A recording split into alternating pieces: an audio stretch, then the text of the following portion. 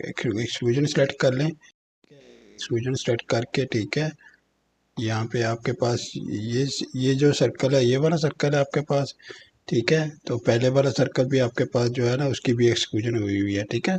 तो ख्याल रखना उसकी एक्सक्लूजन जो है ना वो जो है ऐड एक्सक्लूजन, ठीक है। और किसकी एक्सक्लूजन करनी है, इसकी, ठीक है। और इसको कितना ब्लाइंड कर दें, वही फ्लिप कर दें, और इसको करते हैं आप फर्ज करें 10 की थी, तो मैं इसको जो है फर्ज करें 15 कर देता हूँ, ठीक है। 15 कर देता हूँ, ओके कर देता हूँ। तो आप देखें आपके पास ना, ठीक है, 15 के हिसाब से नीचे एक्सक्लूड होके वो आपके पास भी वो भी आ गया है, ठीक है।